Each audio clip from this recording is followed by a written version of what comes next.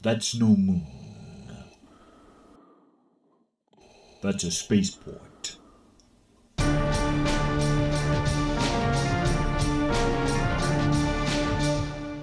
Before we begin, I want to let you all know I may not be here next weekend. Even Sith Lords have to go to the dentist from time to time. While eating a handful of Skittles, one of my teeth broke off, causing me excruciating pain. As a result, I am having it pulled next Tuesday. I will do my best to get a review done for you all next week, but it will depend on how quickly I can recover and speak normally again. The Empire thanks you for your patience. Now with that out of the way, let's review a highly underrated treasure of a film, Disney's Treasure Planet. Written and directed by Ron Clements and John Musker, the dynamic Disney duo that brought us such classics as The Little Mermaid and Aladdin. The third adaptation of Robert Louis Stevenson's enduring classic by the House of Mouse after Disney's 1950 version and Muppet Treasure Island, which I've also reviewed with Master Yoda. Released in 2002, Treasure Planet was the first feature film to be simultaneously released in both regular and IMAX theaters, but unfortunately, it also carries the distinction of being the studio's biggest financial loss. And rather than lining the mouse's back pockets with plenty of booty, it was sunk by its competition, the highly anticipated sequel to Tim Allen's Christmas classic, The Santa Claus, and audience's first trip to the wizarding world of Harry Potter. Speaking of money though, I want a moment to be real. Vader Reviews is brought to you by support from viewers like you. Think of us as a totally wizard version of public television. We generally average 100 to 200 views per week, so if everyone just gave $1, we could not only keep making content, but expand our production to include other cast members like Boba Fett. Wouldn't it be pretty wizard if we got him on the show? A link to our PayPal is in the description of this video. Thank you to all of my loyal soldiers of the Empire who support Vader Reviews. Back to the movie.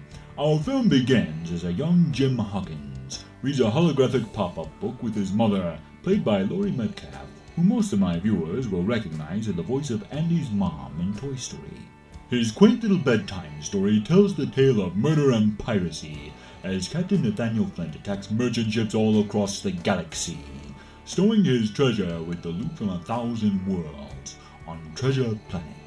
Fun fact, Captain Flint was voiced by none other than Optimus Prime himself, Peter Cullen.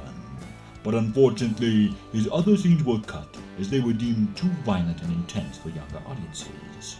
We jump ahead to an angsty 15-year-old Jim who spends his free time doing some SpaceX game tricks with his solar surfer before he gets picked up by a couple of Robocops, because dead or alive, he's coming with them. According to the directors, their version of Jim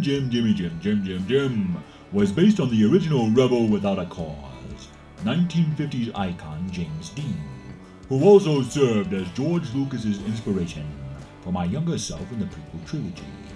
After his brush with Johnny Law, young Hawkins gets a nifty copper Rubik's sphere from a dying space turtle who's too shellfish to share with his old pirate shipmates, because as it turns out, the magic 8-ball the old scallywag just gave Jimbo tells his fortune, so to speak, displaying a map to Flint's trove. So our moody hero and Dr. Doppler, a canine alien, head off to Montressor Spaceport. Yes sir, just a boy and his dog out for an adventure. The visual reveal of the spaceport is truly spectacular the first time you see it. The classic sailing ships merge with sci-fi technology gives such a dreamlike and imaginative quality to the film. But one of the many things that stood out to me upon my latest viewing, aside from the amazing art design, was the voice acting. The entire cast is exceptional, even down to the side characters. For the role of Mr. Arrow, the directors looked for a voice that would command respect and have presence. And quite naturally, they thought of the best voice in the galaxy, James Earl Jones. However, the role ultimately fell to Roscoe Lee Brown, who I'll always remember as the Kingpin from the 90s Spider-Man series or the narrator of Babe. The banter between Dr. Doppler and the feline Captain Amelia, voiced by Emma Thompson, is priceless. They don't really get along at first, quite naturally fighting like cats and dogs. But as anyone who has ever seen a romantic comedy knows, that just means they'll end up together in the end. And while the protagonist of the film is Jem, Long John Silver, a pirate with his very own fast food franchise, quite literally steals the show, proving my personal belief that a space cyborg makes every movie better. The film truly delivers on every level, from the laughs and heart to the treasure hunt and swashbuckling adventure. But it's more than adventure and a treasure hunt. That's what a pirate film needs. But what the film is, what Treasure Planet is a moving coming-of-age story that deals with a young man's need for a father to help him grow into the man he's going to be for the rest of his life. And while the animation and art design is spectacular, and the score by James Newton Howard is heroic, emotional, and inspiring, where this film truly shines is the relationship between Silver and Hawkins. Sadly, due to the poor box office for Treasure Planet, audiences were robbed of the chance to see the cancelled sequel that was already in production.